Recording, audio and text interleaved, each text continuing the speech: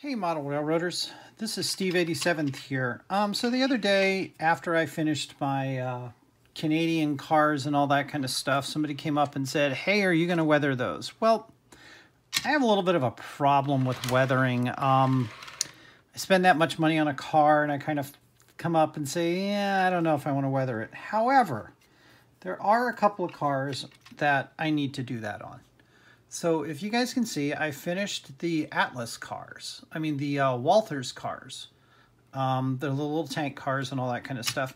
But there's one problem with the Walthers. These are painted models to begin with.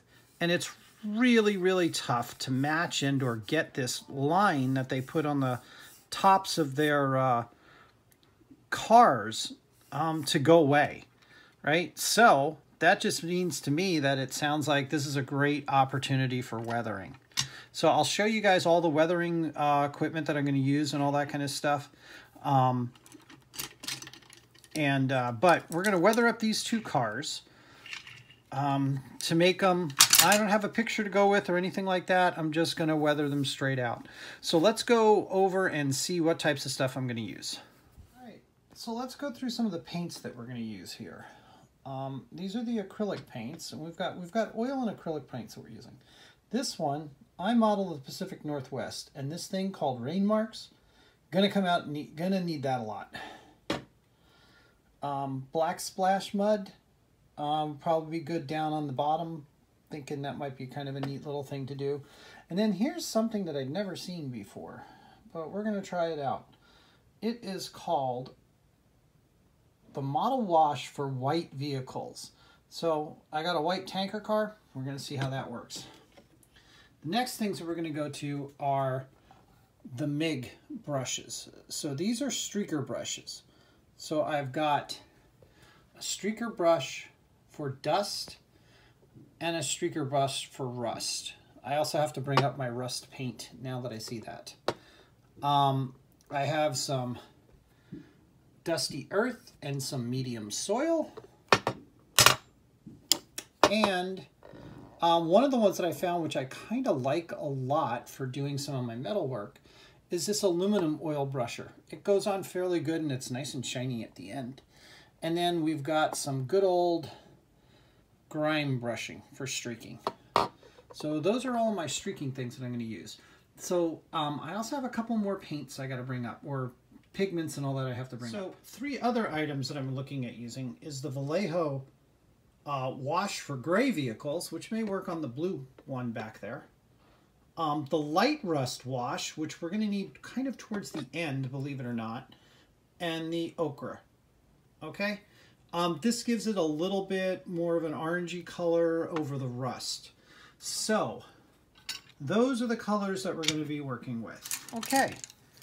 Now that we've gone over all the materials, let me just show you some of the other things that I'm going to use today too, which is, and this is actually a really, really good time to go get this stuff. So I'm just using your typical paintbrush, but then I have all of these paintbrushes, right? However, let's look and see what they actually are. Okay, so this is an eye blender, angled eyeshadow, precision concealment, and a flat definer. all right? And then you have your general brush. I went out and got a whole bunch of makeup brushes for this. Why? They're really soft, they're absorbent, and they're meant to disguise things, right? So that's what women do. They when they put on makeup and all that kind of stuff, it's taking what they've got and enhancing it somehow. So when you go and look at craft stores and things like that, and you look at blender brushes and things, they're pretty expensive. However, at Christmas time, they make all of these sets for women, for makeup sets and all that. And right after Christmas is a great time because they discount the hell out of these things. I have a huge assortment of brushes, right? These brushes are great when you're using powders because that's what they're meant for blush and things like that. And the amount of money that you spend on them, especially at this time of the year, is really, really low. I mean, I think I got like most of these brushes for like $8. Okay, if you go to a craft store and get these same types of things, or a hobby shop and get the same types of things that we're trying to work with, and it's going to cost you just these brushes alone probably about $100. You get to the bigger ones and all that kind of stuff, it goes up from there. All right, a couple other tools I like to have on hand. I like the blue shop towels, not just regular paper towels. They're a little bit stronger. And they absorb a little bit better. And you can get these at like auto parts stores and things like that. But it's the blue service towels. A lot of people know those. Okay. The other thing that I have collected a lot of are these little cups that I use for water and paints and things like that, because it makes it really easy for some of the stuff. But where do you get these at? Well, these are actually Jif peanut butter cups, and they are an awesome size.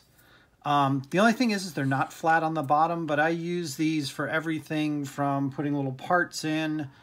And if you like peanut butter, it's a great way because you've already got peanut butter. And they carry water and all that kind of stuff. And all you got to do is clean them up after you finish eating the peanut butter. So, you know, why not just do that? Okay, so all right, first thing I'm going to experiment with is this white whitewash for model vehicles. So I decided, well, I've never used it before, so let's just go ahead and start this. We'll do the whitewash first and see how it comes out. So I put it down on the bottom of the car where you can't see it very well. But I'm not really seeing that it's doing anything. I mean, even with the Procore, it's not really kind of going over it. So we'll have to experiment with that some more and figure out what we're going to use the white paints for. So we're going to go ahead and start working on getting rid of these nasty, ugly lines that are up on the top. And because we're out here in the Pacific Northwest, the coolest thing is we have a lot of rain. So we're going to go ahead and just put a big rush strip along both the top of those and then let it start naturally going down the sides. Okay, so let's see how all this works. So we're going to start off with an enamel wash. Now the bad thing is I need to get some paint thinner or something like that for this to clean up the brush. And I'll get that in a minute and all that. So let's just start off with the enamel light rust wash. I think I should have probably gotten a heavier rust wash.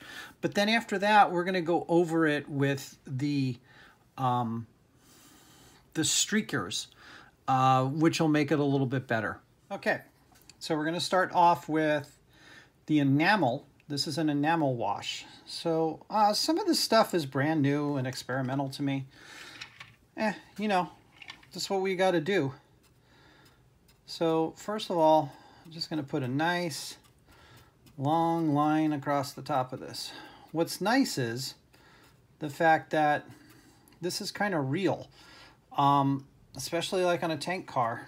You're going to get most of your rust right up in your top section. So I'm applying this with both a disposable brush and the Q-tip to get into some of the smaller areas, because we do have areas in here you got to get into that the brush doesn't quite work as well. But I mean, we're just trying to get in a pretty good layer of it. Why? Because we have blender brushes. And the other cool thing is as you can see, it really does kind of eliminate that whole line that I got there. And when you think about it, like I said, this is where rust forms. I'll form along here too. Get some rust down in on that side. So I mean, I've already started this and I've taken care of a lot of my problems already. So again, a little dab, let it go down there. And just let it pour on down. It's rust, you know, it's gonna flow where it's gonna flow. That's kind of the nice thing about washes as opposed to yeah, what do you want to call this? The chalks and things like that. So let's set that off to the side for a little bit. Let that run on down. Let's do the same for the white one. Now the good thing is these are kind of older looking cars to begin with, so that makes it nice and easy. Again, just come across the top. Let's put a little bit of pool over on that side. Across the top here. Pools down on this end. Let's get in there and get our trusty little dabber going. Get it between these two guys.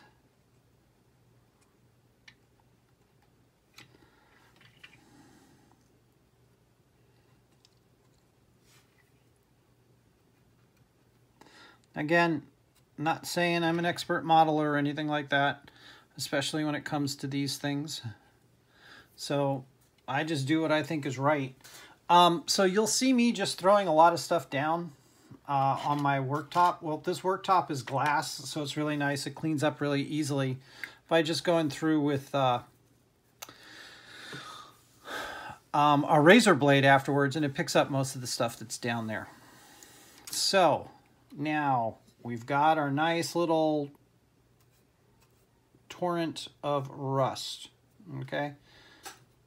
Now the only thing that's bad is as this being a wash, it's not washing as much as I'd want it to. So we're gonna have to see what we can do. And I see my trusty helper has showed up. So let us take some of our brushes and start brushing some of this down.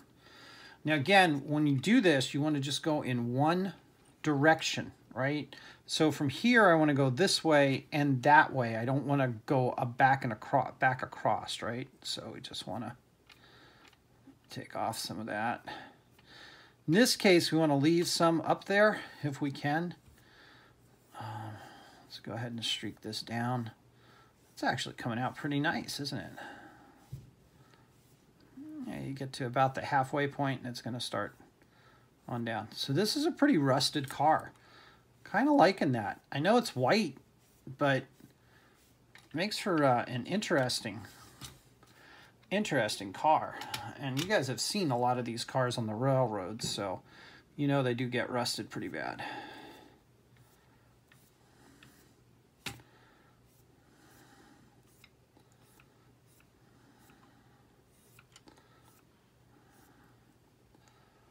That's kind of nice.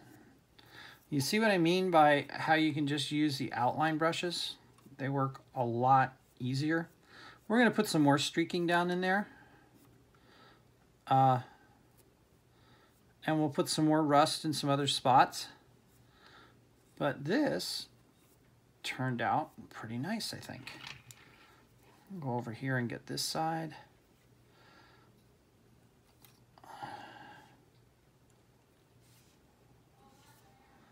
I guess it helps with the big corner being there too. The other thing that's cool is you can see the rust, but you can also still see the marking lines on the other side of it. It makes it a little bit easier that way.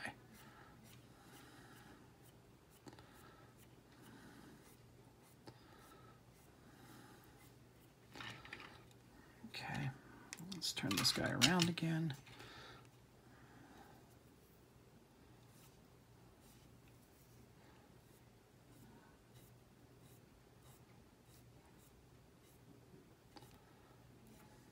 see how this all works. Okay. So I think it gets a really good effect on the white one. We're going to try to come in here and do some.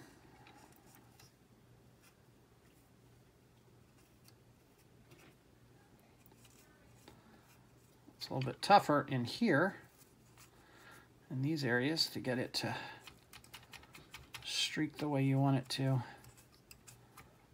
We just got to keep working at it. Okay. I thought about doing some of this beforehand, before I put on all the pieces, but I think this will work out fine. You get the general idea.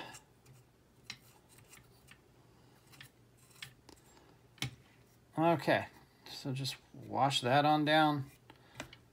All right. So I'm going to go do the other one and we'll come back. So let's look at the two different cars. You can see here, this one's the blue car.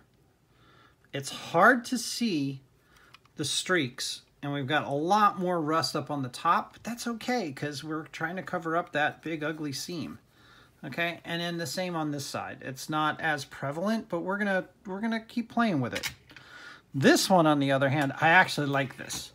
I like seeing these cars that have been like used in rail service for such a long time and all that.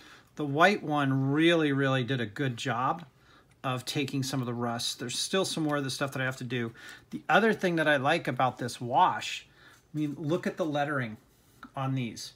This has actually got the wash over top of it, and you can still see all the lettering. So that's pretty nice. And yes, I am running a modern railroad, so I will have to come back and put conspicuous stripes on all of those, which I think will be just fine. It'll look pretty cool. Again, a lot of this stuff goes a long way. I have to put in a little bit underneath here just to make it look better. The walkways, I'm not going to worry about as much. The other thing is, too, is by doing some of this, if you get a little bit of that double effect on it, you know, you can see where more rust has come out later. That's okay, too, because that's what they really look like, right? Not all the rust just stays there in the one place. Some of this I kind of wish some of the parts weren't in the way that there are, but I'm kind of liking the way that this is coming out. Let's get this ladder. It's going to be pretty rusted up. There's a few spots that we just got to... Okay. So, pretty happy with the way that that's turned out. Now I also got to do the bottom, and I think on the bottom we're just going to put the rust line down around the bottom of it and maybe bring some of this around to it. Okay, so you see on the bottom it also has the rust. So I think we just come in here and do a bit of a line across it. Again, like I said, I am not the biggest person for doing this type of stuff. I don't weather a lot of things, but I know we'll get in trouble with some of the wives on this one, but the cool thing is that weathering is just like makeup. It's meant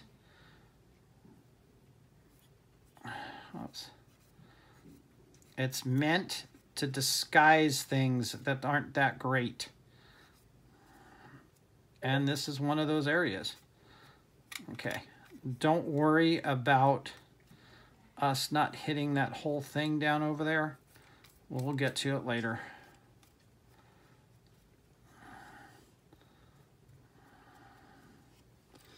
Okay, so a little bit of rust down there. We'll probably still take some streaks down. We'll go down this way. Now the bad thing is I've got this bar in the way, so sometimes it makes it a little bit tougher. So I'll just put a little dabs across there. Let's see if we can't slide those down a little bit more. See, it's not really much of a technique. You just get in there and shove the brush down, and the brush does most of the work for you. Same over on this side. We'll put in some little cracky areas. Just take the brush, swipe it on down.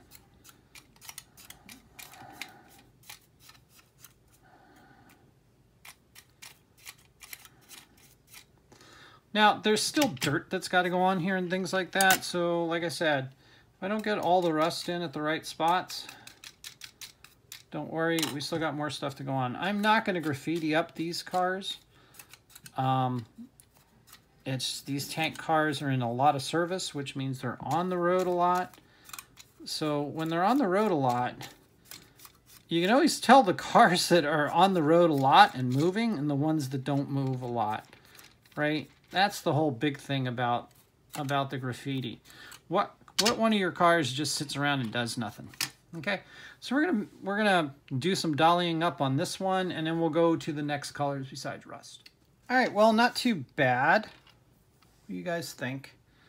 We've got the nice little road down along the bottom. I think that looks pretty good. Put a little bit on the wheels, on the ends, all right? Now the white one, you can really tell what was done to it. I mean, it's got crumb all over the place. I really like this because we've seen so many of these on rail fanning videos and all. That looks really neat. Okay, so now we're going to go to our next setup. And our next setup, don't want to put dirt on it yet. I think we're going to streak some heavier rust down. So these are the little MIG brushers. It's kind of cool because they've got their own brushes in them. So it makes it kind of nice. You just shake them up, and these are the oils. So we're mixing oil now with the enamel. So on this, we might want to do some heavier ones, like at the end. You can see here. Get some, and it's just to give it a little bit of a different variety of color streaking here. This is where they talk about doing that dot technique. Just come up and put some dots on there. The other thing that this is going to do, which is going to be really cool, is it's going to give us some depth to our rust. Okay, put some dots on there. Go back to our other brush, which we have now thoroughly cleaned from the others. And again, just draw it down.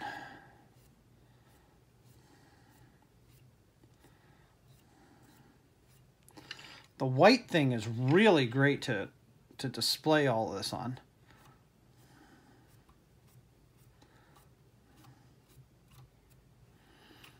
So you got to remember, we got to thank our military guys for doing all this, because the military guys have really taken weathering way beyond what we would have even thought of doing for weathering.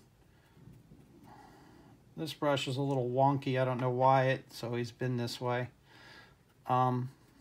Make that a little bit heavier. I want to get some more heavier dots out of this one too. So you can see the size of the dot's going to determine how much streaking you actually get out of it. So the bigger the dot, the more streaking you're going to get. So see how this is giving us a bit of a different layer because it's a different color rust. So it's giving us a little bit more flavor and color there. And you can go as deep and as dark as you want to on these. You can see that's the way a lot of people do it, is the dot technique. And I found, you know, after playing with it a few times, that I really like the way that that works. You just put a dot where you want the rust to come off of, and you just put your brush on it and pull it down.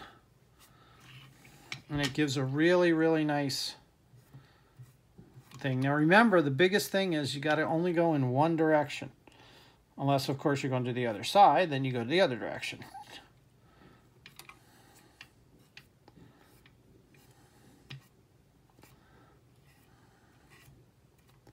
The big thing that you want to do, though, is you do want to get rid of the dots if you can.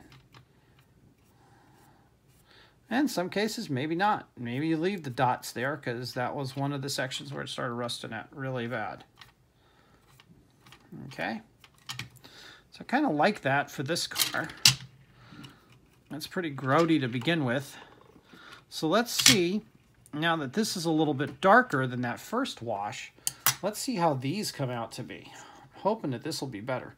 So I think what we're going to do here is I'm going to put the dots along that section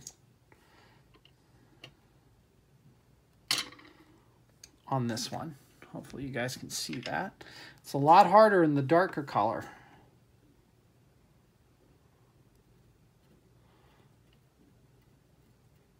So it's kind of, I'm experimenting with this too. So I started with the light car to go and then go do the dark car. So we're going to do two different sets of dots. We're going to do the dots going this way, and then we'll turn around and do the dots going the other way, and we'll take it right off of the center, so it might be easier to do it. See, now this, you can see it's a little bit harder to pull them down, but we'll get some streaks in there.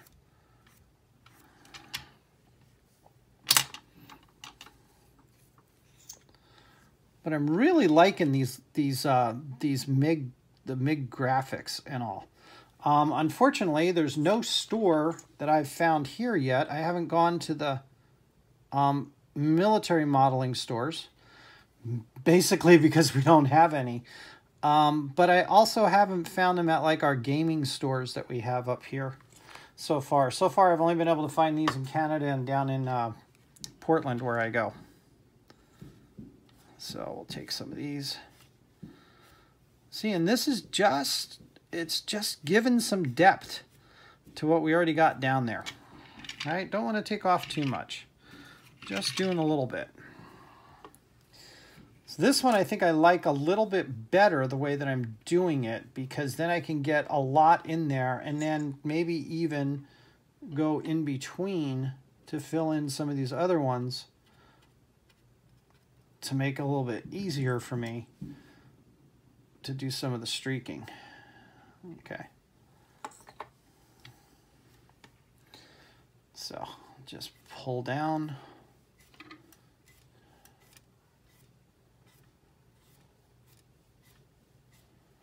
And it's not that hard. The brush really does all of the work. I'm not doing anything. I'm just putting dots over here.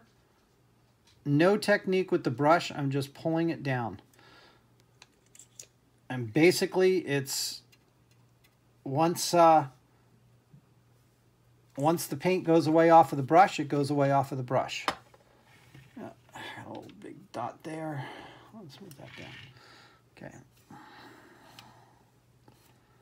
So it's really kind of cool because you can see that it just streaks right on out, just like you want it to do. Okay.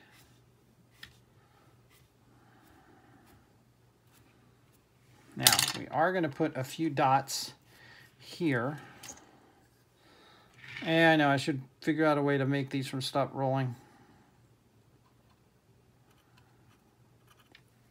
So we can do around the ladders a little bit more. See, and the cool thing with doing the dots too is the dots set up where your roll's going to come from. Makes it a little bit easier. You don't have to sit there and go, oh God, I want to go back and change that and all. So you can see how the dots are different from what we were doing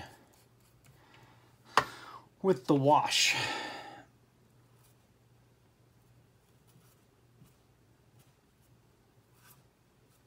Just let them naturally flow down.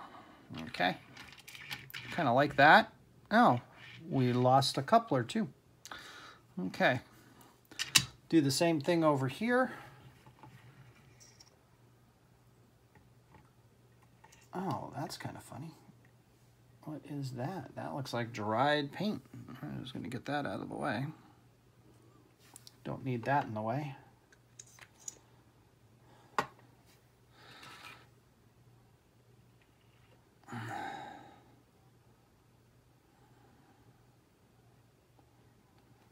And with the dots, you can really put them right where you want them.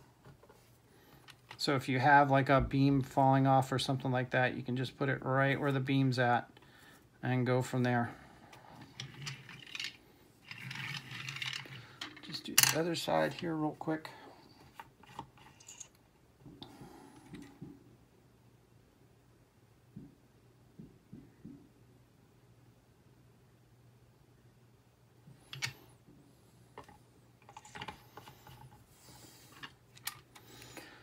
So it's just going to naturally work from the dark spot down to the lighter spot.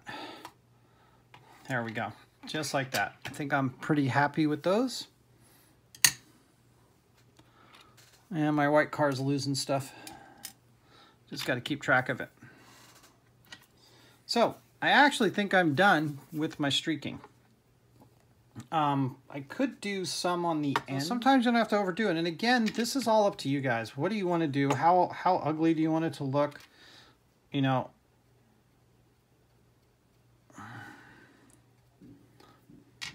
you can make multiple depth with these, with putting dots at different levels and at different areas.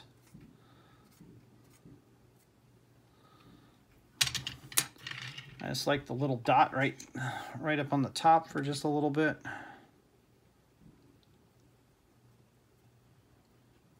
Make small dots, big rust, whatever.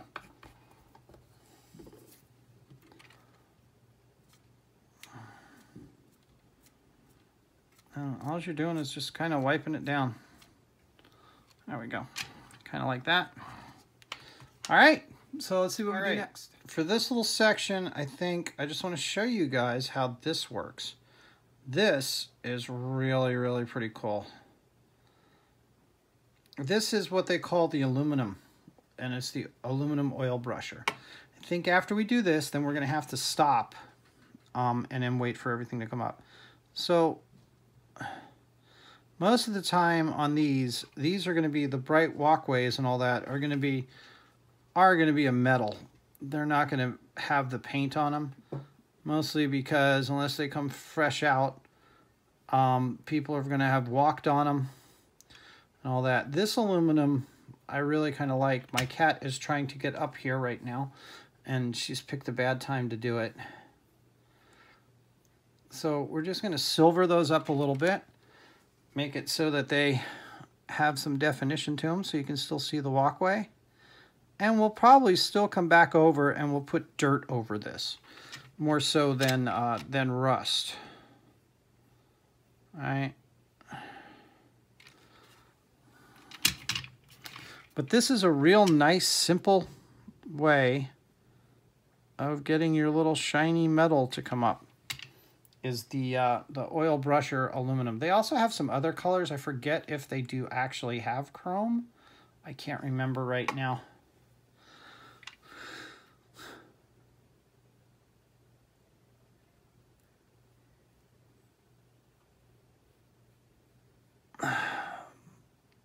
But it doesn't take much to put on those. The good thing about the aluminum is the aluminum's not shiny like chrome. It's just metallic shiny, right? So you get just it'll be a little bit duller when you actually get around to doing it.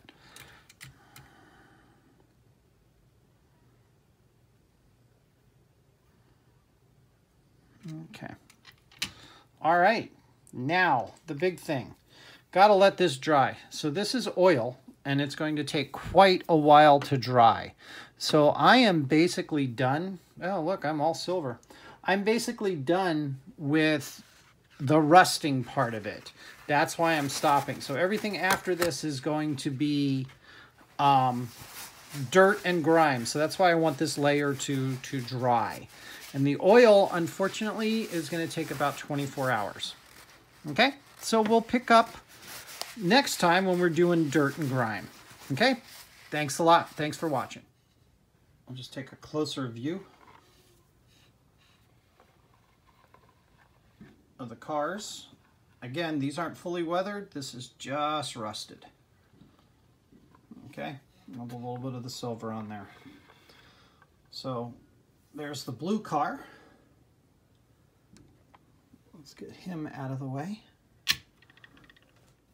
And here we have our wretched white car. I'm really kind of liking the look on that. with the doubles and all. It'll be interesting when we start putting dirt and rain on it, rainwater on it, to see how it comes out. But yeah, that's a pretty icky car right there. But the good thing is we got rid of that problem kind of up on that top. Can't see it as well. So good, that's what we were going for. All right, everybody, thanks for watching, and we'll continue this on the next episode, which will probably be making the thing dirty. Thanks for watching.